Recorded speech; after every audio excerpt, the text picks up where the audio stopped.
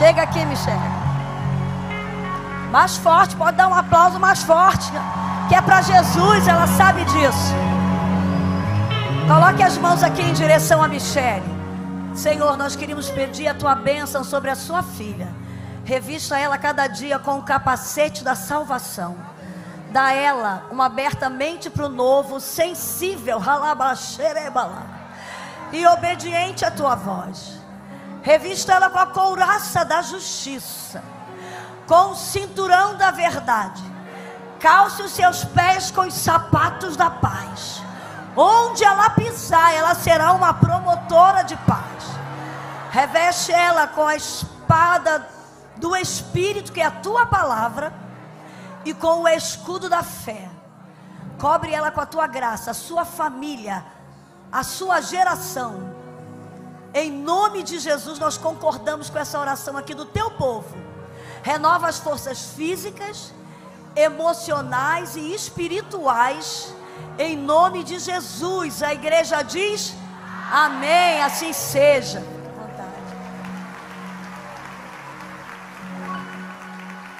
Oh, glória a Deus.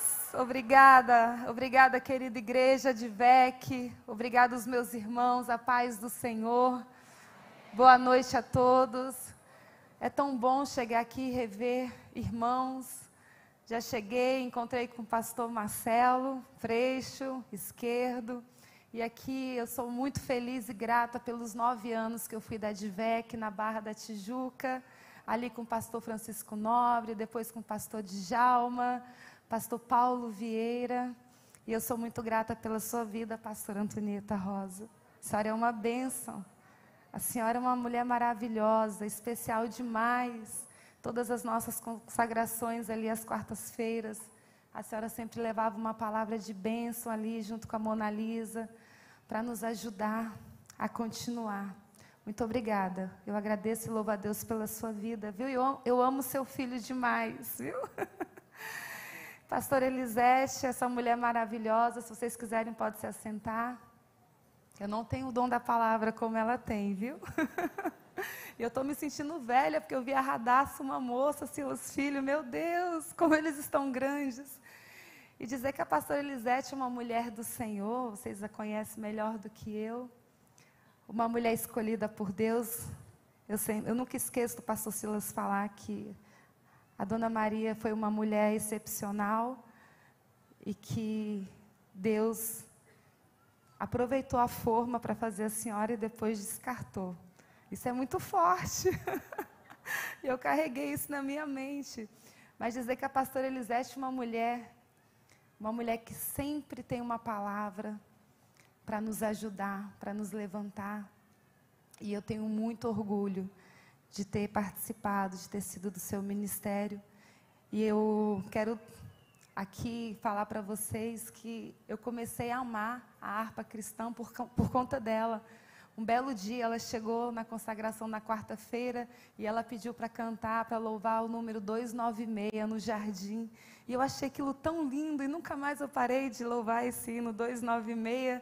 E daí eu comecei a louvar e amar a harpa cristã. Obrigada por a senhora ter plantado essa semente na minha vida, porque é tão bom a gente poder adorar. Obrigada, Estela, amo você de paixão, Midian. Obrigada, Josi. Obrigada, Raquel. As nossas meninas da Caravan, que também tem a Meire, obrigada por vocês estarem aqui presentes. E hoje dizer que é um momento muito especial retornar de VEC. Eu fui batizada no antigo templo, o último batismo que o pastor José Santos fez, fui batizada por ele. Foi uma bênção ser do ministério da DVEC, ser uma canelinha de fogo, e Deus, ele... Depois Deus me levou para a Batista e a gente fala que é a batisbleia, né? Que a gente não perde a essência. Mas Deus é muito bom, abaixo dos céus tem um tempo para tudo na nossa vida. O Senhor sabe de todas as coisas. Mas dizer que foram momentos lindos, momentos bons, 9 anos ali servindo ali no café da DVEC, servindo ali a sala dos pastores, a sala VIP. E foi o momento onde o Senhor me forjou. O momento onde eu fui realmente forjada pelo Senhor para estar onde eu estou hoje.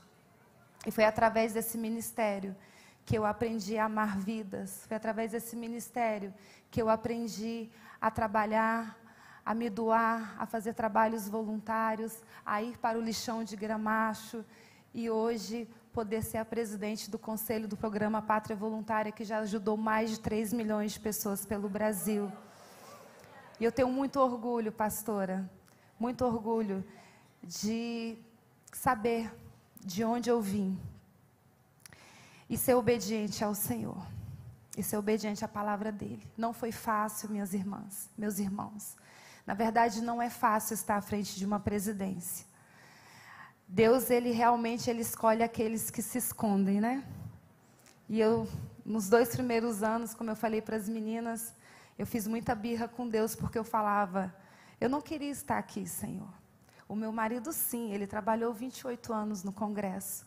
Mas eu sempre fui uma dona de casa, porque eu escolhi ser dona de casa. A mulher, ela pode estar onde ela quiser, mas eu escolhi cuidar das minhas filhas, não terceirizar a educação delas, e escolhi cuidar do meu marido para que ele tivesse paz e serenidade para ir a Brasília toda semana. E quando eu chego em Brasília, veio a depressão, veio o medo, veio a angústia, veio a depressão por chegar na presidência e de ter orado ao Senhor, de ter falado para Ele que eu iria fazer a diferença, que eu não queria ser uma primeira-dama de enfeite. E quando eu cheguei, eu vi que a gente não tinha nenhuma estrutura para poder trabalhar, até porque a gente não teve nenhuma primeira-dama atuante. E ali eu não poderia ter nenhuma secretária para atender um telefone, eu queria trabalhar. E, ao mesmo tempo, eu era do governo, mas não era do governo, aquela contradição. E eu tinha orado ao Senhor, quando meu marido sofreu o atentado. E que eu vi que era a mão do Senhor, que era o milagre de Deus na nossa vida. Porque foi a mão do Senhor. Um homem que não tinha dinheiro, não tinha tempo de televisão, sozinho no Congresso, ser o presidente da nação, ser eleito para governar uma nação na época de 210 milhões de pessoas. E um belo dia eu orei e falei, Senhor, se o Senhor permitir eu chegar na presidência, e depois teve um veículo de comunicação que distorceu essa minha fala. Ele falou, Michele, faz pacto com Deus para estar no poder. Glória a Deus que eu fiz o pacto com Deus, né? Mas não foi assim a oração. Eu falei, Senhor, se o Senhor me dá a oportunidade de estar no poder, eu vou usar esse poder para ajudar as pessoas. E foi isso que eu fiz desde quando eu cheguei. Nós fomos criar o primeiro protocolo de atendimento para as crianças que têm doenças raras. E construímos o protocolo para as crianças com epidermólise bulhosa. E a minha tristeza, pastor Elisete, a minha depressão, foi por chegar em Brasília e não dar continuidade a um trabalho. E de sentir que a sensação que eu tinha é que o Brasil tinha sido descoberto dia 1º de janeiro de 2019, tanto para as pessoas com deficiência, com doenças raras, e a minha comunidade surda, que num gesto de amor e de carinho, eu só queria mostrar para eles que eles são amados e que eles são especiais para Deus. Porque antes de chegar na presidência, a minha casa ela era aberta todas as terças-feiras para a gente pregar a palavra para os surdos da minha igreja. E ali eu só queria fazer uma homenagem para eles, de dizer que eles eram importantes. E repercutiu mundialmente, graças a Deus, a gente conseguiu trabalhar por eles e hoje nós já fizemos muitas entregas para a comunidade surda no Brasil. E o que eu falei para o Senhor, apesar de ter passado por 2 anos com muita dificuldade, me sentindo dentro de uma caixinha, com depressão, e tive vontade até de morrer, e o Senhor, Ele me levou naquele momento para eu me enxergar dentro de um caixão e eu consegui sentir a dor das pessoas que eu mais amo, que são as minhas 2 filhas e as minhas 2 irmãs que eu criei como filha. E naquele dia o Senhor me despertou.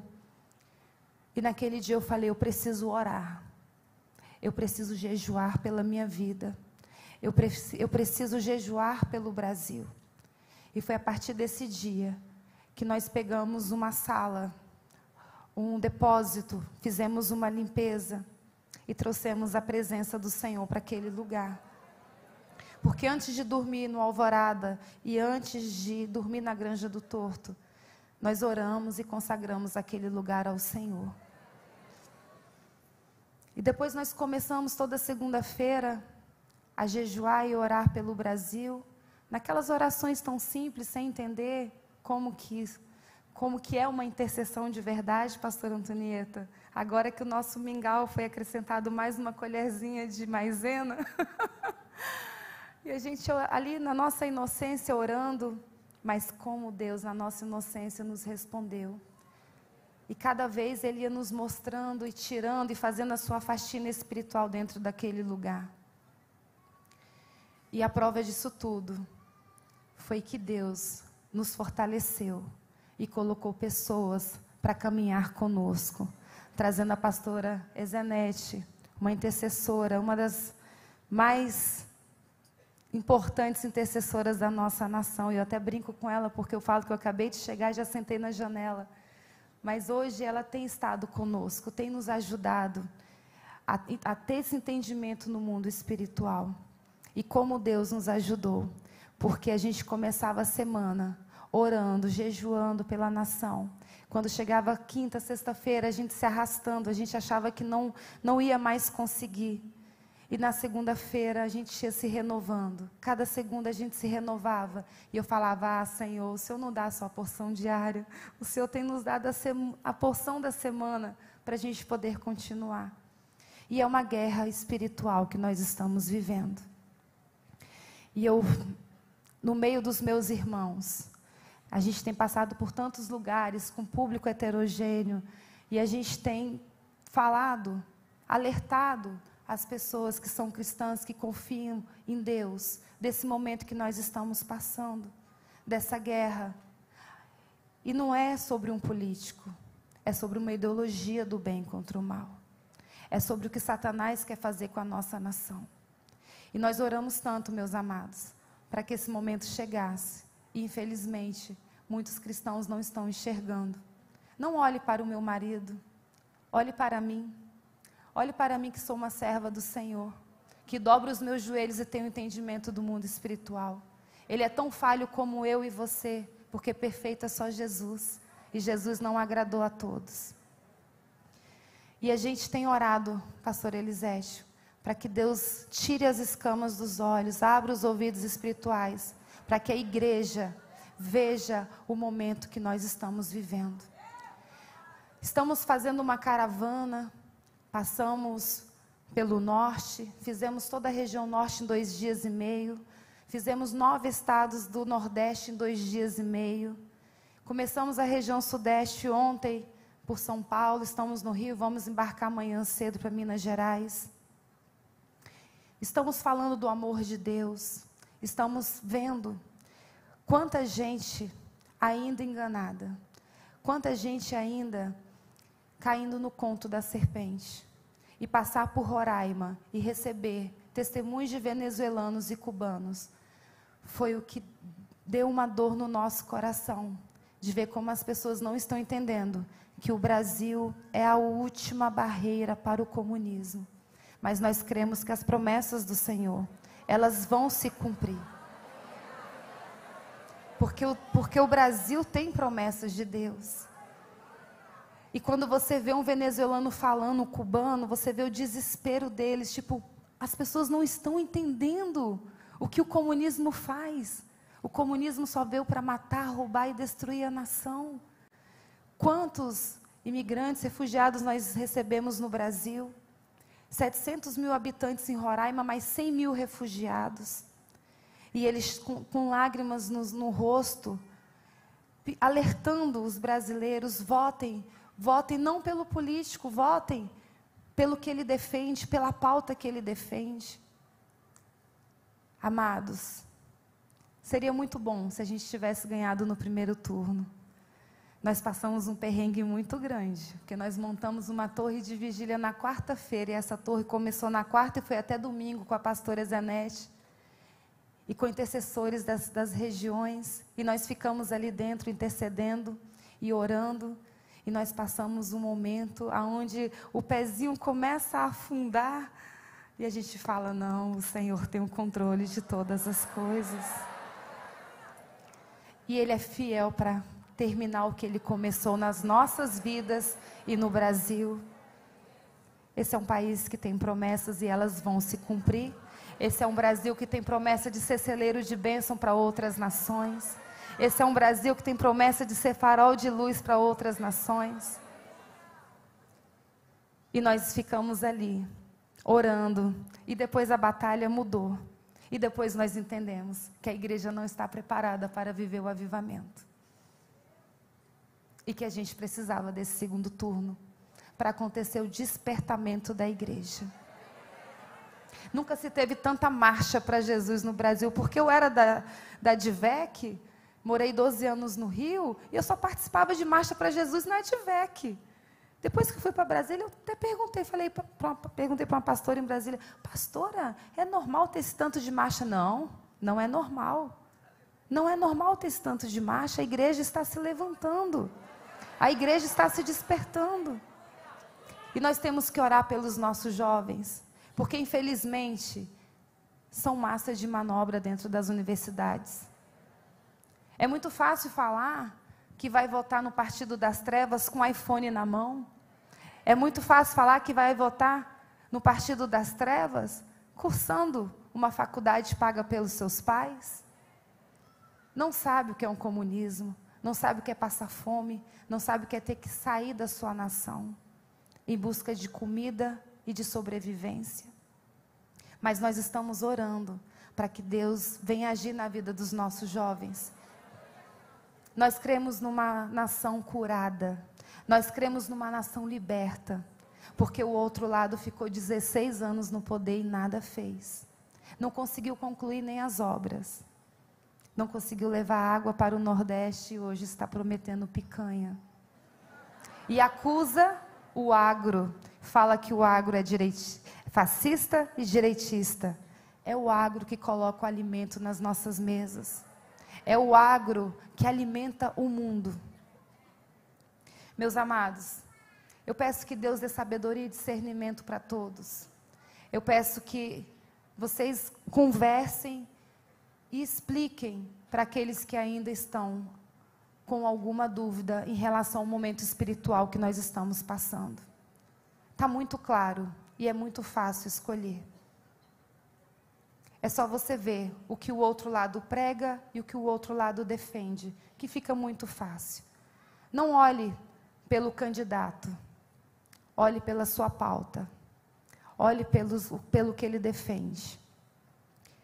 Os valores da nossa família, a nossa liberdade de expressão, a nossa liberdade religiosa, que está sendo ameaçada. E o meu marido abriu o Brasil, na ONU, abriu as portas do Brasil para os padres e freiras que estão sendo perseguidos na Nicarágua. E nós vimos o que já aconteceu no Paraná. E ontem ou anteontem, estou sem noção do tempo, a invasão no Instituto Luterano. E é isso que vai acontecer se a igreja não se levantar e não se posicionar. Eu louvo e agradeço ao Senhor pelas orações, pelas intercessões, porque eu sei que tem homens e mulheres de joelhos orando pelas nossas vidas e orando pelo nosso Brasil. Todas as promessas do Senhor irão se cumprir. E eu creio nisso, piamente. E nós, olha, tem até um bilhetinho do marido, te amo, olha que fofo, gente. Esse JB. Vamos lá. 2 Crônicas 7.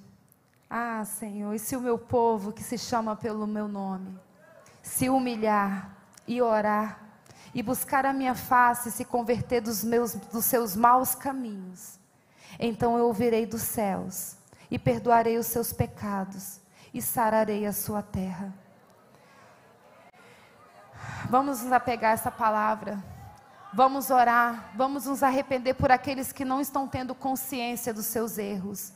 Vamos clamar ao Senhor e vamos pedir que o Senhor sare a nossa nação, para que a gente possa viver todas as promessas dele. Muito obrigada, pastora. Obrigada por nos receber. Obrigada, igreja amada, por fazer a diferença aqui na terra. Obrigada à minha comunidade surda, que eu não sei qual lado que eles ficam aqui. Aqui? O Regis. O Regis está aí, o líder? Não? Ok. Vou falar com vocês no final. Obrigada a todos vocês. Desculpa, nós estamos muito exaustas, estamos muito cansadas. Vamos sair correndo agora para o hotel para a gente poder arrumar as nossas coisas e logo cedo embarcar. Amanhã teremos 2 estados e 6 eventos durante o dia. Mas eu agradeço ao Senhor pela vida de cada um de vocês. Peço que vocês orem por nós, orem pela nossa nação. E Deus, Ele vai cumprir tudo que Ele tem para o nosso Brasil. Porque nós defendemos a pauta da família, nós defendemos a nossa pátria e nós defendemos a vida desde a concepção. Pastora, a Damares, ela foi para um podcast com a Bruna Carla e eu também quero te agradecer, porque hoje ela é senadora e ela vai ser a nossa voz no Senado. E foi pela sua vida que eu conheci a Damares quando a senhora mostrou um vídeo de uma denúncia que ela fez em relação ao abuso das crianças. Muito obrigada pela senhora ter sido esse instrumento de bênção na minha vida. E hoje ela está lá, sendo a nossa porta-voz. Que Deus abençoe o nosso Brasil, que Deus abençoe Israel. Obrigada, amados.